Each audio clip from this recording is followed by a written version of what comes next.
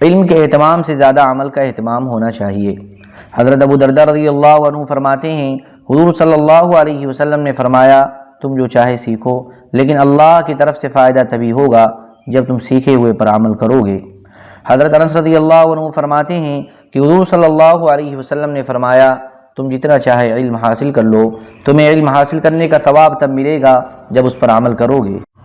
حضرت عبد الرحمن بن غنم رحمہ اللہ کہتے ہیں کہ مجھے حضور صلی اللہ علیہ وسلم کے 10 صحابہ نے یہ واقعہ بیان کیا کہ ہم مسجد قباء میں علم سکھا رہے تھے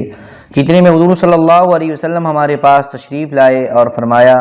تم جتنا چاہے علم حاصل کر لو۔ اس کے بعد پچھلی حدیث جیسا مضمون ذکر کیا۔ حضرت علی رضی اللہ عنہ نے فرمایا کہ ایک آدمی نے پوچھا، یا رسول اللہ، کون سی چیز میری جہالت کی حجت کو ختم کرے گی؟ آپ نے فرمایا علم۔ پھر اس نے پوچھا، کون سی چیز علم کی حجت کو ختم کرے گی؟ آپ نے فرمایا عمل۔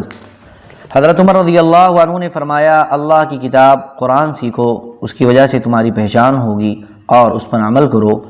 اس سے تم اللہ کی کتاب والے ہو جاؤ گے۔ حضرت علی رضی اللہ عنہ نے فرمایا، علم حاصل کرو، اس سے تمہاری پہچان ہوگی، اور جو علم حاصل کیا ہے اس پر عمل کرو، اس سے تم علم والے ہو جاؤ گے، کیونکہ تمہارے بعد ایسا زمانہ آئے گا جس میں حق کے 10 حصوں میں سے 9 کا انکار کر دیا جائے گا، اور اس زمانے میں صرف وہ نجات پا سکے گا جو گمنام اور لوگوں سے الگ تھلگ رہنے والا ہوگا۔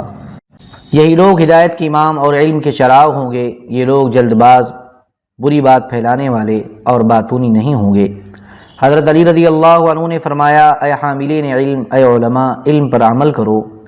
کیونکہ عالم وہ ہے جو علم حاصل کرے پھر اس پر عمل کرے اور اس کا عمل اس کے علم کے مطابق ہو۔ ان قریب ایسے لوگ ہوں گے جو علم حاصل کریں گے لیکن ان کا علم ان کی ہنسلی کی ہڈی سے آگے نہیں جائے گا اور اللہ کے ہاں نہیں پہنچے گا۔ ان کا باطن ظاہر کے خلاف ہوگا اور ان کا عمل ان کے علم کے خلاف ہوگا، اور وہ اپنے اپنے حلقے میں بیٹھیں گے اور ایک دوسرے پر فخر کریں گے، اور ان کے حلقے میں بیٹھنے والا انہیں چھوڑ کر دوسرے کے پاس اگر بیٹھے گا تو یہ اس پر ناراض ہوں گے۔ ان کی مجلسوں میں ان کے جو اعمال ہوں گے وہ اللہ کی طرف اوپر نہیں جائیں گے۔ حضرت عبداللہ بن مسعود رضی اللہ عنہ نے فرمایا، اے لوگو، علم حاصل کرو، اور آدمی جو علم حاصل کرے اس پر عمل کرے۔ حضرت عبداللہ بن عکیم رحمہ اللہ کہتے ہیں کہ میں نے اس مسجد میں حضرت ابن مسعود رضی اللہ عنہ کو سنا کہ انہوں نے گفتگو سے پہلے قسم کھا کر فرمایا، تم میں سے ہر آدمی اپنے رب سے تنہائی میں اکیلے ملے گا، جیسے کہ تم میں سے ہر ایک 14ویں کا چاند تنہائی میں الگ دیکھتا ہے۔ پھر اللہ تبارک و تعالیٰ فرمائیں گے، اے ابن آدم، تجھے کس چیز نے میرے بارے میں دھوکے میں ڈال دیا کہ میری نافرمانی کرتا رہا؟ اے ابن آدم، تو نے رسولوں کی ان کی دعوت کا کیا جواب دیا؟ اے ابن آدم، تو نے جو علم حاصل کیا تھا اس پر کیا عمل کیا؟ حضرت عدی بن عدی رحمہ اللہ کہتے ہیں، حضرت ابن مسعود رضی اللہ عنہ نے فرمایا، جو علم حاصل نہ کرے اس کے لیے 1 مرتبہ ہلاکت ہے، اور اگر اللہ تبارک و تعالیٰ چاہتے تو اسے علم عطا فرما دیتے، اور جو علم حاصل کرے اور اس پر عمل نہ کرے اس کے لیے 7 مرتبہ ہلاکت ہے۔ حضرت ابن مسعود رضی اللہ عنہ نے فرمایا، باتیں تو تمام لوگ بہت اچھی کرتے ہیں، لیکن جس کا عمل اس کے قول کے مطابق ہوگا وہی کامیاب ہوگا، اور جس کا فعل قول کے خلاف ہوگا وہ قیامت کے دن اپنے آپ کو ملامت کرے گا۔ حضرت ابن مسعود رضی اللہ عنہ نے فرمایا، جو لوگوں سے مستغنی ہو کر اللہ کے کام میں مشغول ہو جائے گا تمام لوگ اس کے محتاج ہو جائیں گے، اور جو اس علم پر عمل کرے گا جو اللہ نے اسے دیا ہے تو تمام لوگ اس علم کے محتاج ہو جائیں گے جو اس کے پاس ہے۔ حضرت لقمان بن عامر رحمہ اللہ کہتے ہیں، حضرت ابو درداء رضی اللہ عنہ فرمایا کرتے تھے، میں اپنے رب سے اس بات سے ڈرتا ہوں کہ قیامت کے دن مجھے تمام مخلوق کے سامنے بلا کر فرمائے، اے اویمر، میں کہوں لبیک اے میرے رب۔ پھر وہ فرمائے، تم نے جو علم حاصل کیا تھا اس پر کیا عمل کیا تھا؟ حضرت ابو درداء رضی اللہ عنہ نے فرمایا، مجھے سب سے زیادہ ڈر اس بات کا ہے کہ قیامت کے دن مجھے یہ کہا جائے، اے اویمر، کیا تم نے علم حاصل کیا تھا یا جاہل ہی رہے تھے؟ اگر میں کہوں گا کہ میں نے علم حاصل کیا تھا تو نیک کام کا حکم دینے والی ہر آیت اور برے کام سے روکنے والی ہر آیت اپنے حق کا مطالبہ کرے گی۔ حکم دینے والی آیت کہے گی، کیا تو نے میرا حکم مانا تھا؟ اور روکنے والی آیت کہے گی، کیا تو اس برے کام سے رک گیا تھا؟ میں اللہ کی پناہ چاہتا ہوں اس علم سے جو نفع نہ دے، اور اس نفس سے جو سیر نہ ہو، اور اس دعا سے جو سنی نہ جائے۔ حضرت ابو درداء رضی اللہ عنہ نے فرمایا، انسان اس وقت تک متقی نہیں بن سکتا جب تک علم حاصل نہ کرے، اور علم کے ذریعے حسن و جمال تب حاصل ہو سکتا ہے جب اس پر عمل کرے۔ حضرت ابو درداء رضی اللہ عنہ نے فرمایا، اللہ کے نزدیک قیامت کے دن لوگوں میں سب سے برے مرتبے والا وہ عالم ہوگا جس نے اپنے علم سے فائدہ نہ اٹھایا ہو، یعنی اس پر عمل نہ کیا ہو۔ حضرت معاذ رضی اللہ عنہ فرماتے ہیں کہ قیامت کے دن کسی بندے کے دونوں قدم اس وقت تک اپنی جگہ سے نہیں ہل سکیں گے جب تک اس سے 4 باتیں نہ پوچھ لی جائیں۔ اس نے اپنے جسم کو کن کاموں میں استعمال کیا، اپنی عمر کہاں لگائی، اور مال کہاں سے کمایا اور کہاں خرچ کیا، اور اپنے علم پر کیا عمل کیا۔ حضرت معاذ رضی اللہ عنہ نے فرمایا، تم علم تو جو چاہے سیکھ لو، لیکن اللہ تمہیں علم پر اجر تب دیں گے جب تم اس پر عمل کرو گے۔ حضرت انس رضی اللہ عنہ نے فرمایا، تم علم تو جو چاہے سیکھ لو، لیکن اللہ تبارک و تعالیٰ تمہیں علم پر اجر تب دیں گے جب تم اس پر عمل کرو گے۔ علماء کا اصل مقصد تو علم کی حفاظت کرنا ہے کہ اسے یاد رکھا جائے اور اس پر عمل کیا جائے، اور نادان لوگوں کا مقصد تو خالی آگے بیان کر دینا ہے۔ سنت کا اتباع اور سلف صالحین کی اقتداء اور دین میں اپنی طرف سے ایجاد کردہ کام پر انکار۔ حضرت ابی بن کعب رضی اللہ عنہ فرماتے ہیں کہ تم لوگ اللہ والے صحیح راستہ اور سنت کو لازم پکڑ لو، کیونکہ روئے زمین پر جو بندہ بھی صحیح راستے پر اور سنت پر ہوگا پھر وہ اللہ کا ذکر کرے گا اور اس کے ڈر سے اس کی آنکھوں میں آنسو آ جائیں گے تو اسے اللہ تبارک و تعالی ہرگز عذاب نہیں دیں گے۔ اور روئے زمین پر جو بندہ بھی صحیح راستہ اور سنت پر ہوگا پھر وہ اپنے دل میں اللہ کو یاد کرے گا اور اللہ کے ڈر سے اس کے رونگٹے کھڑے ہو جائیں گے، تو اس کی مثال اس درخت جیسی ہوگی جس کے پتے سوکھ گئے ہوں اور تیز ہوا چلنے سے اس کے پتے بہت زیادہ گرنے لگیں، تو ایسے ہی اس کے گناہوں کو اللہ تبارک و تعالی بہت زیادہ گرانے لگ جائیں گے۔ اور اللہ کے راستے اور سنت پر درمیانی رفتار سے چلنا اس سے بہتر ہے کہ انسان اللہ کے راستے کے خلاف اور سنت کے خلاف بہت زیادہ محنت کرے۔ اس لیے تم دیکھ لو، چاہے تم زیادہ محنت کرو، چاہے درمیانی رفتار سے چلو، لیکن تمہارا ہر عمل انبیاء علیہم السلام کے طریقے اور سنت کے مطابق ہونا چاہیے۔ حضرت سعید بن مسیب رحمہ اللہ کہتے ہیں کہ حضرت عمر بن خطاب رضی اللہ عنہ جب مدینہ تشریف لائے تو بیان کے لیے کھڑے ہوئے اور اللہ کی حمد و ثنا کے بعد فرمایا، اے لوگو، تمہارے لیے سنتیں جاری ہو چکی ہیں اور فرائض مقرر ہو چکے ہیں، اور تمہیں ایک صاف اور واضح راستہ دے دیا گیا ہے۔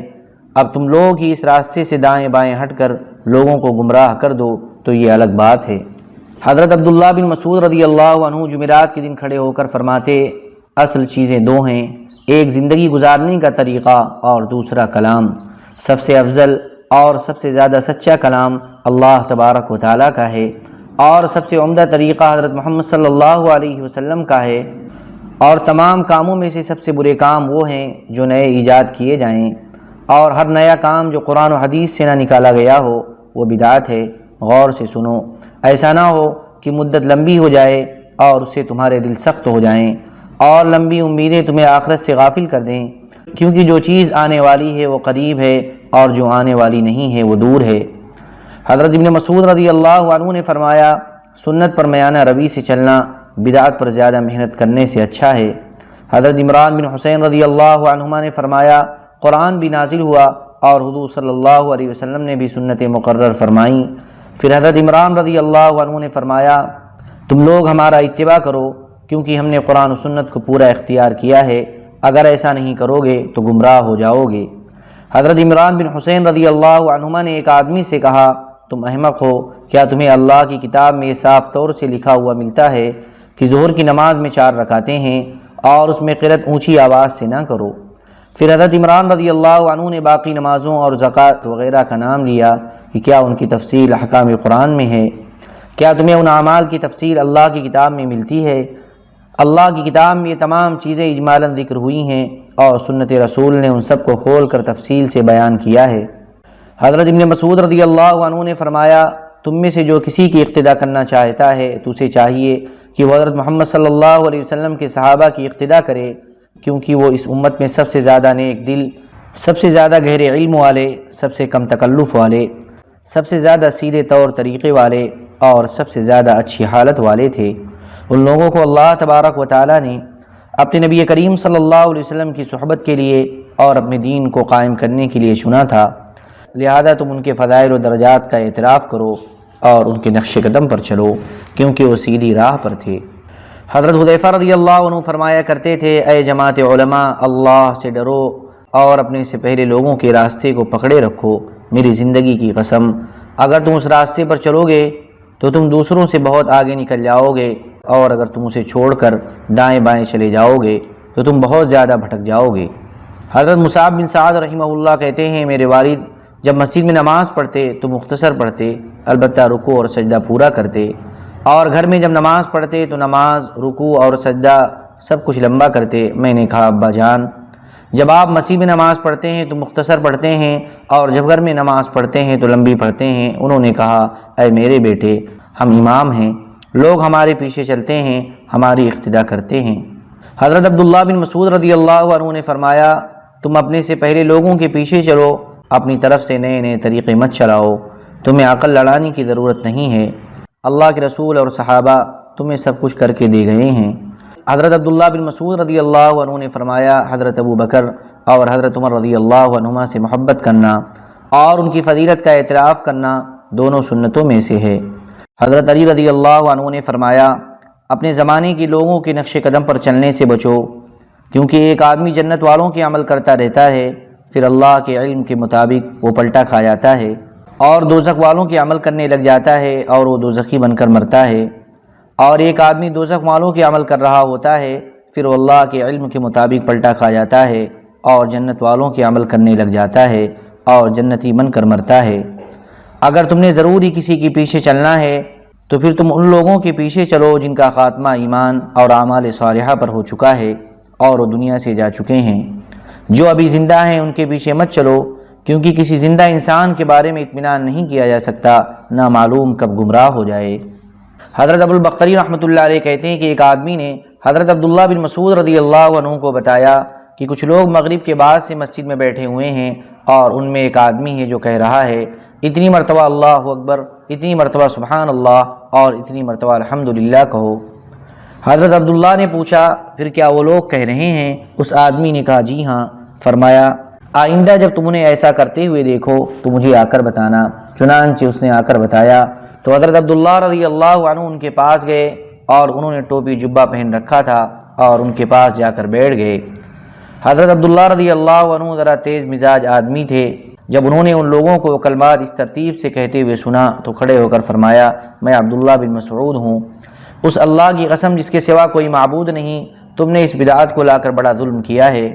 اور تم اس طرح تو حضرت محمد صلی اللہ علیہ وسلم کے صحابہ سے علم میں آگے نکل گئے ہو، وہ تو اس طرح ذکر نہیں کیا کرتے تھے۔ حضرت مودود نے کہا، ہم تو کوئی بدعت لا کر ظلم نہیں کرنا چاہتے، اور نہ ہم علم حضور صلی اللہ علیہ وسلم کے صحابہ سے آگے نکل گئے ہیں۔ پھر حضرت عمرو بن عتبہ نے کہا، اے ابو عبد الرحمن، ہم اللہ سے معافی مانگتے ہیں۔ حضرت ابن مسعود رضی اللہ عنہ نے فرمایا، تم صحیح راستے پر چلتے رہو، بلکہ اسے ہی چمٹے رہو، اللہ کی قسم اگر تم ایسا کرو گے تو تم بہت آگے نکل جاؤ گے، اور راستے سے ہٹ کر دائیں بائیں ہو جاؤ گے تو بہت زیادہ بھٹک جاؤ گے۔ حضرت ابو البختری رحمۃ اللہ علیہ کہتے ہیں، حضرت عبداللہ بن مسعود رضی اللہ عنہ کو خبر ملی کہ کچھ لوگ مغرب اور عشاء کے درمیان بیٹھتے ہیں، آگے پچھلی حدیث جیسا مضمون ذکر کیا، اور بعد میں یہ ہے کہ حضرت ابن مسعود رضی اللہ عنہ نے فرمایا، تم نے اس طرح بدعت کو شروع کر کے بڑا ظلم کیا ہے، کیونکہ اگر یہ بدعت نہیں ہے تو پھر ہمیں حضرت محمد صلی اللہ علیہ وسلم کے صحابہ کو نعوذ باللہ من ذلک گمراہ قرار دینا پڑے گا۔ اس پر حضرت عمرو بن عتبہ بن فرقد نے کہا، میں اللہ سے معافی مانگتا ہوں اے ابن مسعود، اور اس کام سے توبہ کرتا ہوں۔ پھر آپ نے انہیں بکھر جانے کا حکم دیا۔ حضرت ابو البختری رحمۃ اللہ علیہ کہتے ہیں کہ حضرت ابن مسعود رضی اللہ عنہ نے کوفہ کی مسجد میں 2 حلقے دیکھے تو ان دونوں کے درمیان کھڑے ہو گئے اور فرمایا، کون سا حلقہ پہلے شروع ہوا تھا؟ ایک حلقہ والوں نے کہا، ہمارا۔ تو دوسرے حلقے والوں سے فرمایا، تم لوگ اٹھ کر اسی میں آ جاؤ، اور یوں 2 حلقوں کو ایک کر دیا۔ طبرانی کی ایک صحیح اور مختصر روایت میں یہ ہے کہ پھر حضرت عبداللہ بن مسعود رضی اللہ عنہ کپڑا اوڑھے ہوئے آئے اور فرمایا، جو مجھے جانتا ہے وہ تو مجھے جانتا ہی ہے، اور جو نہیں جانتا تو میں تعارف کرا دیتا ہوں کہ میں عبداللہ بن مسعود ہوں۔ کیا تم لوگ حضرت محمد صلی اللہ علیہ وسلم اور ان کے صحابہ سے بھی زیادہ ہدایت یافتہ ہو، یا تم نے گمراہی کی دم پکڑ رکھی ہے؟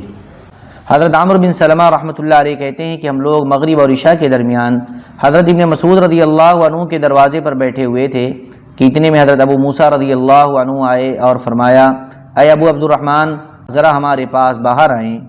چنانچہ حضرت ابن مسعود رضی اللہ عنہ باہر آئے اور فرمایا اے ابو موسیٰ آپ اس وقت کیوں آئے؟ حضرت ابو موسیٰ رضی اللہ عنہ نے فرمایا اللہ کی قسم میں نے ایک ایسا کام دیکھا ہے جو ہے تو خیر لیکن اسے دیکھ کر میں پریشان ہو گیا ہوں، ہے تو وہ خیر لیکن اس نے مجھے چونکا دیا ہے۔ کچھ لوگ مسجد میں بیٹھے ہوئے ہیں اور ایک آدمی کہہ رہا ہے اتنی دفعہ سبحان اللہ کہو، اتنی دفعہ الحمدللہ کہو۔ چنانچہ حضرت ابن مسعود رضی اللہ عنہ اسی وقت چل پڑے اور ہم بھی ان کے ساتھ گئے، یہاں تک کہ ان لوگوں کے پاس پہنچ گئے اور فرمایا تم لوگ کتنی جلدی بدل گئے ہو، حالانکہ حضور صلی اللہ علیہ وسلم کے صحابہ ابھی زندہ ہیں اور حضور کی بیویاں ابھی جوان ہیں اور حضور کے کپڑے اور برتن ابھی اپنی اصلی حالت پر ہیں، ان میں کوئی تبدیلی نہیں آئی۔ تم اپنی برائیاں گنو، میں اس بات کا ضامن ہوں کہ اللہ تبارک و تعالی تمہاری نیکیاں گننے لگیں گے۔ حضرت عامر بن عبداللہ بن زبیر رحمہ اللہ کہتے ہیں میں اپنے والد حضرت عبداللہ بن زبیر رضی اللہ عنہما کی خدمت میں حاضر ہوا، انہوں نے پوچھا تم کہاں تھے؟ میں نے کہا مجھے کچھ لوگ ملے تھے، میں نے ان سے بہتر آدمی کبھی نہیں دیکھے، وہ لوگ اللہ کا ذکر کر رہے تھے۔ پھر ان میں سے ایک آدمی کانپنے لگا اور تھوڑی دیر میں اللہ کے ڈر سے بے ہوش ہو گیا، اس لیے میں ان کے ساتھ بیٹھ گیا تھا۔ انہوں نے کہا اس کے بعد ان کے ساتھ کبھی نہ بیٹھنا۔ جب انہوں نے دیکھا کہ ان کی اس بات کا میں نے اثر نہیں لیا تو فرمایا میں نے حضور صلی اللہ علیہ وسلم کو قرآن پڑھتے ہوئے دیکھا ہے اور میں نے حضرت ابو بکر اور حضرت عمر رضی اللہ عنہما کو بھی قرآن پڑھتے ہوئے دیکھا ہے، ان حضرات پر تو ایسی حالت طاری نہیں ہوتی تھی، تو تمہارا کیا خیال ہے؟ یہ لوگ حضرت ابو بکر اور حضرت عمر رضی اللہ عنہما سے بھی زیادہ اللہ سے ڈرنے والے ہیں۔ اس پر مجھے بات سمجھ میں آ گئی کہ بات یوں ہی ہے اور میں نے ان لوگوں کو چھوڑ دیا۔ حضرت ابو صالح سعید بن عبد الرحمن کہتے ہیں کہ ابن عطر تجیبی کھڑے ہو کر لوگوں میں قصہ گوئی کر رہا تھا تو اسے حضور صلی اللہ علیہ وسلم کے صحابی حضرت صلہ بن حارث غفاری رضی اللہ عنہ نے فرمایا ہم نے حضور صلی اللہ علیہ وسلم کے عہد کو چھوڑا نہیں ہے اور کوئی قطع رحمی نہیں کی ہے، تو پھر تم اور تمہارے ساتھی کہاں سے ہمارے درمیان قصہ گوئی کے لیے کھڑے ہو گئے ہو اور اپنی بڑائی کے اظہار کے لیے قصہ گوئی کر رہے ہو؟ حضرت عمرو بن زرارہ کہتے ہیں میں بیان کر رہا تھا کہ اتنے میں حضرت عبداللہ بن مسعود رضی اللہ عنہ آ کر کھڑے ہو گئے اور فرمایا تم نے گمراہی والی بدعت ایجاد کی ہے، یا تم حضرت محمد صلی اللہ علیہ وسلم اور ان کے صحابہ سے زیادہ ہدایت والے ہو گئے ہو۔ میں نے دیکھا کہ یہ بات سنتے ہی تمام لوگ اٹھ کر ادھر ادھر چلے گئے اور میری جگہ پر ایک آدمی بھی نہ رہا۔ اللهم صل على سيدنا وحبيبنا ومحبوبنا ومولانا محمد وبارك وسلم سبحان ربك رب العزة عما يصفون وسلام على المرسلين والحمد لله رب العالمين۔